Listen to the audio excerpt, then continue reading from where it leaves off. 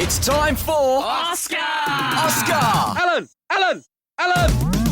Mate, thank you for coming in and going, yeah, I'll spend the hour with you. I was a bit concerned there. I thought, who else is coming on if this is going to be compelling radio if it's just me? No, I'm going all right. How are you guys? We've been a little bit nervous about you coming in today. We're not going to lie. You know, we've been friends for a long time and it was just awful on the weekend. Like, we know you've really hurt yourself and you have, I would say, hobbled in here, but you're on crutches. You've got what looks like Forrest Gump equipment around your legs. What is that contraption that's sitting around your knee and down into the calf and above it? And Yeah, so I had surgery on my knee on Thursday, so last Thursday, and this pretty much limits the range I can get my knee into, so it kind of locks me out. So the surgeon prescribes a safe range post-surgery that you can bend your knee to, so it stops you from going any further than that. So it's actually not too bad. It's a bit annoying to sleep in, because you've got to sleep in it. Can I put your leg on something? No, I haven't even asked. Do we need to elevate that? No, I'm all good. I'm having to hold it up in the air. Yeah. Now, we did say, mate, when we sort of caught up the last 24 hours, say, hey, can you come on and have a yarn and spend some time with us and stuff, that we were going to ask you the honest questions. I am going to ask you if you've played your last game for the club, but we'll get to that. Can you talk us through how you're going, like with regards, because it's been a season for you. It's been a season, right? And now to get to that game, to have this injury, to be staring down the barrel of the rest of the season going, I'm going to be on the sidelines. How are you going? Yeah, it has been difficult. Like, I won't sugarcoat it. Probably the last 2 years in general, right? Like, I became captain alongside Duggo of my boyhood club and then got injured pretty significantly. Missed the first half of last year. Then the coach who I'd spent my whole career with was moved on. You're referring to Adam Simpson. Simo. Yep. And then this year, clearly contract stuff has been played out incredibly publicly. I've struggled with that stuff, gone through some mental health challenges through that. And then now getting injured and being out for the rest of the year, it's been a roller coaster. But I've been really fortunate that the playing group and my partner, family and all that have been really supportive throughout this whole situation, and the fans as well have been incredibly supportive. Definitely wasn't how I hoped 2025 would go, but that's life really, and that's sport. That's why people love it, because you're not sure what you're going to get from it. So I'm sure one day I'll look back and think, wow, that year taught me a lot about adversity and not taking things for granted and not just expecting things to work out for you. But yeah, it has been a pretty challenging 12 months. We also think, like, the sad thing for us is that I've always felt anyway that because football fans are so passionate, everyone's so invested in the game in so many ways, everyone's speculating, everyone throws out their 2 cents and they all think they're right. And it made me sad to think, like, people were legitimately saying, are you faking this injury just so that we can get you through the season and get a good trade to get rid of you at the end of the year, right? Now, I just witnessed you bring out your phone and show me and Pete a video of what, I didn't even know what body part it was. What are they cutting out of you? It was disgusting. I ended up walking away. I watched the whole thing. Yeah, you loved it. Not You a were locked fake, in. For me, it was this like, is not a fake injury. This it's funny is gross. because to me it just looked like somebody boning out a piece of pork. Pretty much what it was, essentially. Mate, surgeons are... It's a proper injury. Mate, surgeons are just qualified butchers, I swear to God. It's wild. Yeah, to be honest, like, I haven't seen much of that stuff. I've been pretty actively keen to stay away from my phone at the moment, but... For good reason. Yeah, like when I hurt myself on Sunday, obviously hurt my calf and my Achilles, felt like someone had kicked me in the back of the leg and looked around and there was no one there, so that's obviously not a great sign. And then went off, had some scans early in the week, probably found out that the Achilles calf injury was worse than what we initially thought, and I wouldn't be able to come back this year. And then due to that, I've had a niggling ongoing knee injury, which I heard at the start of this year as well in round 1. So we've kind of been playing a waiting game with that, trying to get up every week. Our strength and conditioning medical team have done a great job with that too. And then due to me already being out for the year, it was something that needed to be fixed. So we just thought it was a good opportunity to take it now. So whatever happens at the start of next off-season and pre-season, I'm ready to go. So I'm not limited for 2026, which...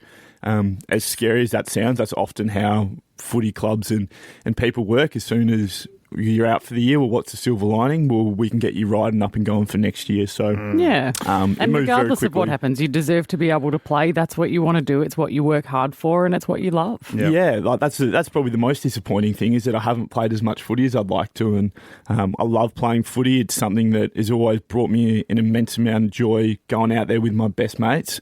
So that's probably the overarching real, I suppose, heartbreak of the last couple of years is that I haven't been able to be out there consistently, and probably because of that, my performance as well hasn't been as consistent as I would have liked, and I've been carrying injuries throughout. Which is another thing which is been really frustrating for me. And yet, you keep showing up to the club, to this show, the whole thing. We are currently with Oscar Allen, the captain of the West Coast Eagles, because it's the Oscar Allen Hour of Power. And Oscar, you've just been telling us, you've come in on your crutches, you've had major surgery on your knee, your Achilles. You're quite a work of art at the moment. Thank you. Yeah, you really are. Sort of pieced together. Yeah, mate. And look, there's been massive speculation all year about how contract talks are going between you as the captain of the West Coast Eagles, how that stuff is played out so publicly. And now with the injury and the speculation that they're wrapping you in cotton wool to look for a trade at the end of the year and try and get the most out of it. Can you answer this question? Have you played your last game for your boyhood club, the West Coast Eagles, as captain of the club and in general? Yeah, it's going to be an annoying answer, but honestly, I'm not sure. So That is an annoying answer. Yeah, it is an annoying answer. I suppose it's a concern, though, because it would have gone through your head that this is a very real possibility. Yeah, absolutely. It's something that personally I've been pretty clear and open. Like, I want to stay at West Coast. I love the club. As you said, some of the external stuff about, they're wrapping him in cotton wool to get the most out of him, I find that quite frustrating and somewhat disrespectful, I suppose. I'd hope people don't actually believe that. I would do anything to be out there, and to be honest, I could have sat out a lot longer of this season with injury if that was the case. But the old Sisyphus analogy, keep pushing the rock up the hill no matter what. So that's kind of been my mentality and mindset. And people are working through it. So my management and the footy club are having ongoing discussions, but I don't have a crystal ball. I'm actually not sure what's going to happen. So that's something that is quite scary and unknown, I suppose, for myself as well. But that's the way footy works. I've been really fortunate, and I've spoken to you guys about this on and off air, that I've been really well looked after my whole footy career. I haven't really had much adversity. I was drafted early in the draft. I was made captain at an early age. I've played consistently since I was 19 years old. So all of that's been terrific, and I've been really fortunate for that. This is probably the first real adversity in my footy career, and I honestly not sure what's going to happen. But either way, it's as you said, the universe will look after itself. And for anybody who, you mentioned those people who might be doubters or might be fueling that speculation around the wrapping in cotton wool and stuff like that, there's one thing that we can honestly say, and we say it even when you're not in the room, mate, and that is you keep showing up. You keep showing up, always. You keep fronting the media, you keep being honest about everything, and you have been the entire time. We can't fault your character one bit, and we scream that from the rooftops. Oh, thanks, mate. I do really appreciate that, and clearly we've got a really great relationship, and it's not even about being on the radio. I feel like we're actually friends, which is nice to have.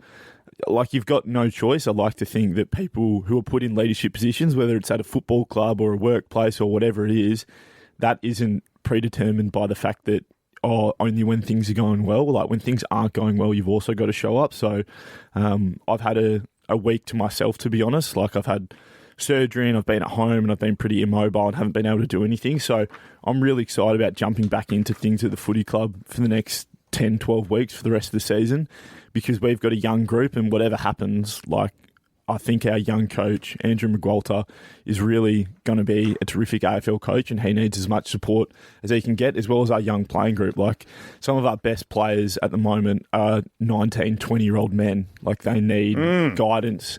They need to be shown when things are good and bad how to handle yourself. So, and then our leadership group as well, Liam Duggan, he's probably the person I feel the worst for, because he's 18 months ago got this role of captaincy alongside me and thought, we're going to do a great job together. And I feel like I probably haven't held up my end of the bargain in terms of performance and being out there, which is a hard pill to swallow for myself. But he's been the rock of Gibraltar for us. Like, he keeps on pounding it. He's there every day.